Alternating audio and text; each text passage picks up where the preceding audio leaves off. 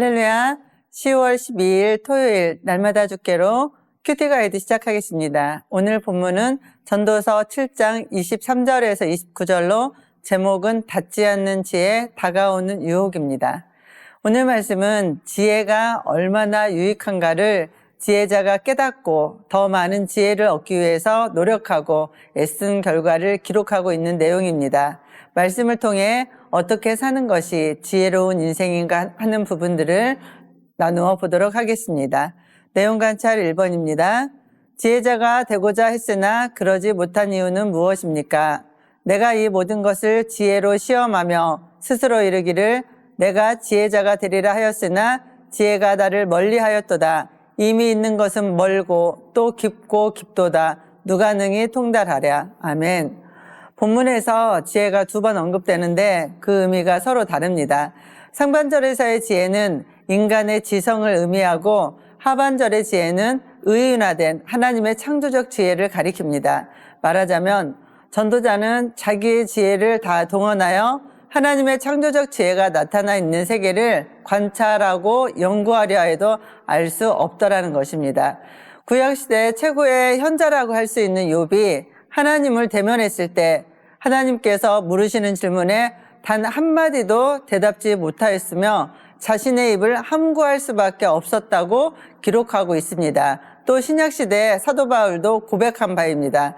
그는 하나님의 경륜과 행사를 묵상하고 정리하는 과정에서 놀라운 경의에 사로잡혔는데 깊도다 하나님의 지혜와 지식에 부유하며 그의 판단은 측량치 못할 것이며 그의 길은 찾지 못할 것이로다. 아멘. 로마서에 기록하며 탄성을 자아냈습니다.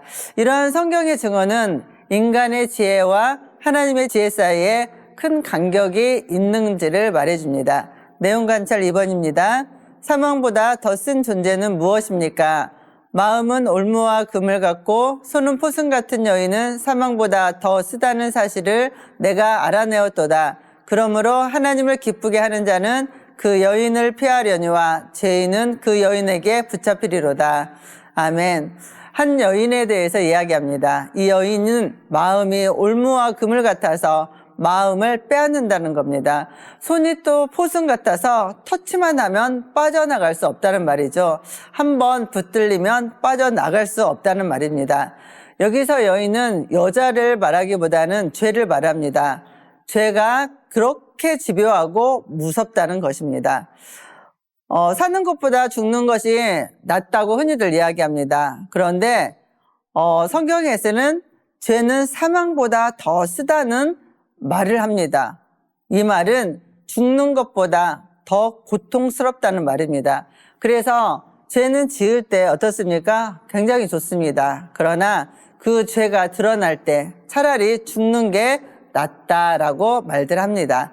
그렇다면 어떤 사람이 이런 죄의 유혹을 피할 수 있을까요? 26절 후반부에 오직 하나님을 기쁘시게 하려고 하는 그 사람만이 그 죄를 피하여 벗어날 수 있다고 말합니다.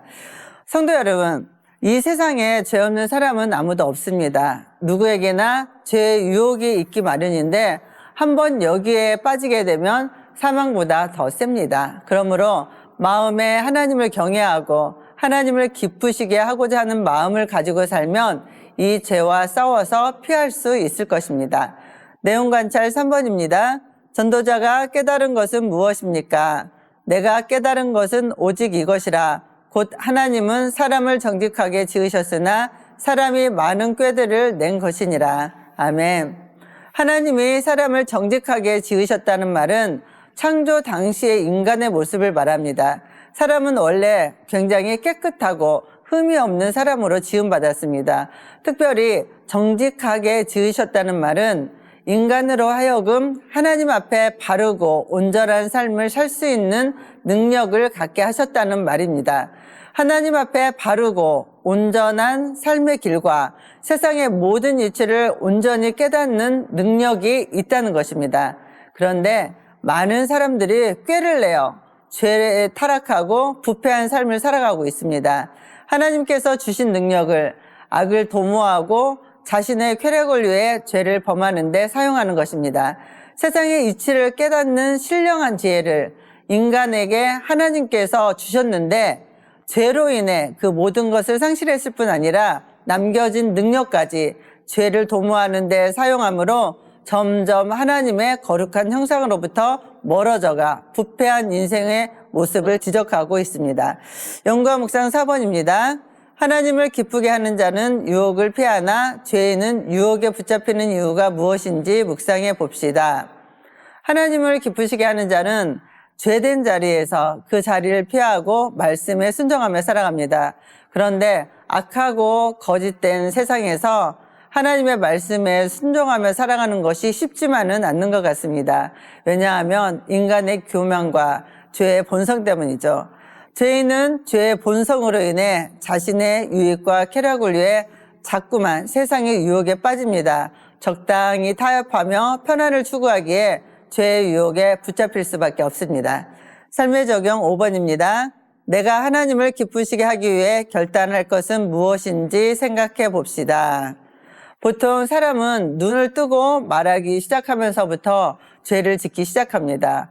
남을 판단하고 정죄하고 사람들에게 상처를 줍니다. 오늘 본문의 마지막 결론은 하나님을 경외하라는 것입니다. 우리는 죄로 인해 죽었던 자들이고 또 다 똑같이 연약한 인간이라는 것을 알고 하나님 앞에서 말하고 하나님 앞에서 살아야 합니다. 이것이 인생을 가장 지혜롭게 사는 비결임을 깨닫고 믿음으로 신앙으로 살아가는 성도님들이 되시기를 주님의 이름으로 축복합니다. 감사합니다.